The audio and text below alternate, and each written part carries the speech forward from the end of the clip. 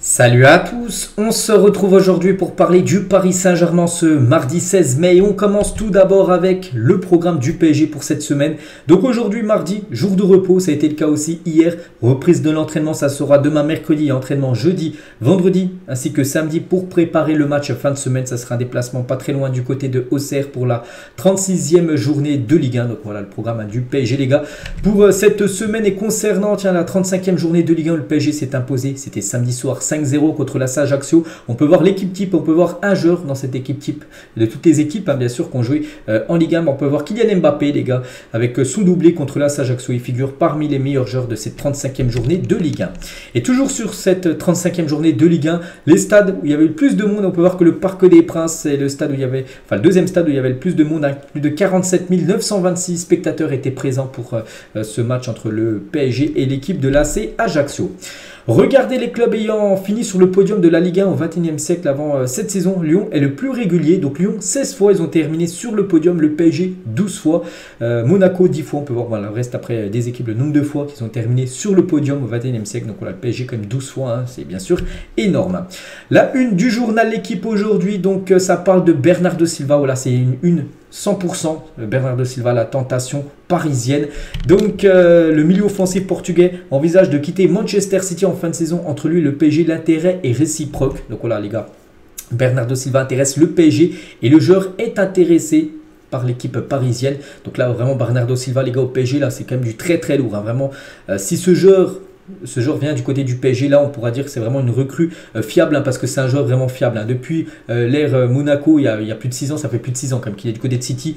Vraiment c'est un joueur, tu es sûr qu'il va te pondre une bonne saison. Ce serait vraiment une catastrophe qu'il vienne et qu'il fasse, que ça soit un flop. Non les gars, ce joueur c'est une garantie à 100% et ouais, il est intéressé pour rejoindre le PSG. Et en gros ce serait la cible numéro 1 du PSG pour remplacer Léo Messi, parce qu'on sait que Messi il va quitter le club en fin de saison. Et pour le remplacer, un peu un même style de joueur, un gaucher avec un petite taille, hein, vraiment les deux doivent faire pratiquement la même taille, mais des très bons joueurs bien sûr. Hein, donc voilà les gars, Bernardo Silva du côté du PSG, c'est réalisable. Hein, donc moi vraiment je valide à 100% les gars cette proposition, parce que bien sûr pour le PSG ce serait vraiment l'arrivée d'un énorme joueur. Hein.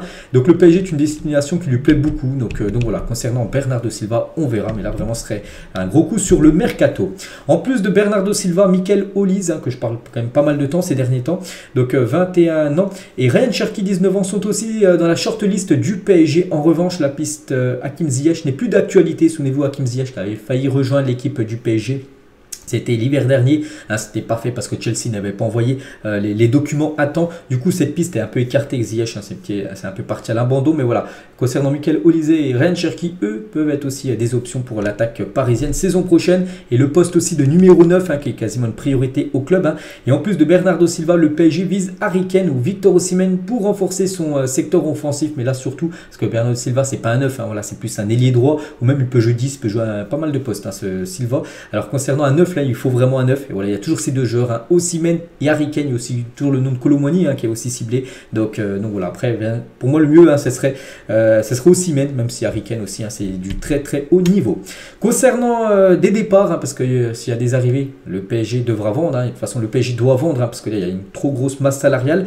Donc le Galatasaray vise Renato Sanchez pour le mercato d'été. Le Portugais serait séduit par l'idée de rejoindre le club turc. Donc voilà, je pense que ça peut être une bonne nouvelle pour tout le monde, pour le PSG, de se séparer de Renato qui a un peu floppé, enfin c'est pas un peu, il a floppé cette saison, trop souvent blessé pour le joueur, parce que s'il est intéressé par l'équipe du Galatasaray, donc bonne nouvelle, et le club turc hein, bien sûr qui est intéressé, donc voilà, ça peut être une bonne nouvelle pour tout le monde, donc ça reste à voir si ça va se faire ou non.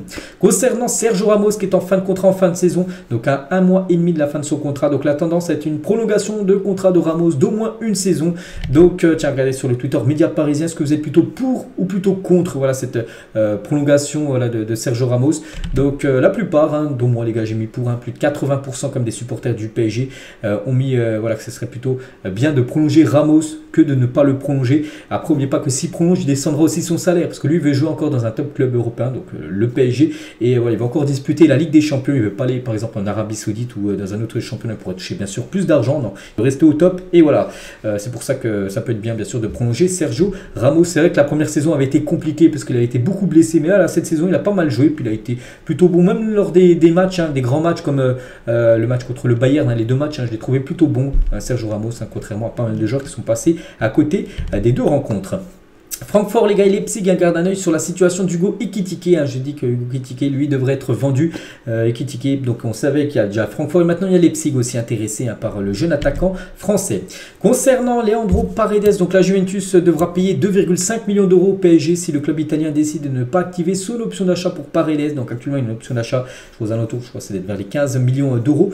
Donc voilà, si la Juve ne veut pas lever cette option d'achat, du coup, ils devront quand même payer une somme d'argent, là, quasiment 3 millions d'euros au PSG. Et du coup, ce joueur reviendra du côté de Paris. Après, du côté de Paris, je pense pas que le futur coach, enfin pour l'instant on ne sait pas c'est qui, ça m'étonnerait que ce soit Galtier, souhaite conserver, on va dire. Donc Paredes qui devrait soit de nouveau être prêté ou soit être vendu. Concernant Neymar, le PSG étudie les options pour vendre, on va dire, Neymar. Donc soit un transfert sec, je pense que ça va être compliqué. Un prêt avec une prise en charge partielle de son salaire, ça je pense que c'est l'option la plus jouable, on va dire. Un échange avec Bernardo Silva, bon, je ne suis pas sûr que City soit ok pour avoir Neymar. Une résiliation de contrat Lamia, bon là je vois pas du tout cette option viable, les gars. Une résiliation de contrat, imaginez, le PSG a quand même déboursé plus de 222 millions d'euros et résilie son contrat, donc c'est dire qu'il le laisse partir. Bon, ils auront pu appuyer son salaire, c'est vrai, vu qu'il serait plus sous contrat, mais voilà, il perdrait, enfin ils avaient investi plus de 200 millions d'euros sur lui, donc non, je pense que le mieux, les gars, c'est un prêt avec une prise en charge partielle de son salaire. Je pense que c'est la meilleure solution pour tout le monde, si bien sûr Neymar veut quitter le club, et Neymar a des envies de quitter cette équipe du PSG. Donc Manchester United et Chelsea restent à l'affût. Je crois aussi qu'il y a Newcastle intéressé par Neymar, les gars. Et Luis Campos, je dis, envisage d'échanger Neymar contre Silva. Donc l'intérêt de City pour Neymar reste incertain. C'est vrai que ça aussi, c'est une option qui semble très peu probable, un échange. Neymar contre Bernardo Silva. Si Silva vient du côté du PSG, ça sera une somme que le PSG déboursera. Voilà, peut-être 80 millions d'euros pour s'offrir le joueur portugais. Et toujours, pour revenir, les gars, sur Neymar, donc Neymar est arrivé hier à Barcelone et a célébré le titre de champion avec ses anciens coéquipiers à la discothèque Carpe Diem. Le Brésilien, comme tous les joueurs du PSG, dispose de 2 jours de repos. Donc en gros, ça c'est une photo où il est arrivé du côté de Barcelone, c'était dimanche soir. Donc hier, j'ai dit un jour de repos, aujourd'hui également jour de repos. Donc là, Neymar passe ses jours de repos, là, on va dire du côté de Barcelone. Et en gros, dans la nuit de dimanche à lundi, il était, enfin soi-disant, il était en discothèque du côté de Barcelone pour fêter le titre du FC Barcelone. Ils ont remporté la Liga dimanche soir. Donc voilà. Une grosse info, les gars, je sais pas, j'ai l'impression que c'est quand même un petit peu un manque de respect, bien sûr. Voilà, ça, que Neymar va fêter le titre d'une autre équipe, alors que c'est un joueur quand même du PSG. Donc voilà la situation actuellement de Neymar. C'est pour ça qu'on peut comprendre, bien sûr, que le PSG souhaite tout simplement vendre Neymar. Les postes ciblés par Luis Campos pour cet été, donc un défenseur central gaucher. Ouais, il aimerait en avoir un milieu de terrain avec la densité physique, un attaquant de pointe, un ailier droit capable d'évoluer en faux pied au moins. Donc voilà, Bernardo Silva, Harry Kane. Après, un milieu de terrain avec la densité physique, je sais pas, Seko Fofana. C'est que le PSG est un petit peu venu au renseignement auprès de Lens. C'est vrai que Seko Fofana, je pense que ça peut être bien. Voilà, puis un défenseur central gaucher, là, j'en ai pas en tête. Donc voilà, concernant bien sûr les postes ciblés par Luis Campos. On va souhaiter aujourd'hui un joyeux anniversaire au jeune parisien El Shaddouei Bichabou, fête aujourd'hui ses 18 ans, il est majeur aujourd'hui. Bon anniversaire à ce joueur, pas sûr que ça soit encore un joueur du PSG la saison prochaine, il pourrait être vendu. Il y a l'équipe de Francfort intéressée par le jeune Bichabou, donc bon anniv à lui. Voici ce que devrait être le futur maillot domicile du PSG pour la saison prochaine, inspiré du design du début des années 2000. Donc voilà, bon, je l'ai déjà montré quelques fois, mais voilà, je vous le remontre bien sûr, peut-être parce qu'il y en a qui n'ont jamais peut-être vu le futur maillot du PSG devrait ressembler à ça.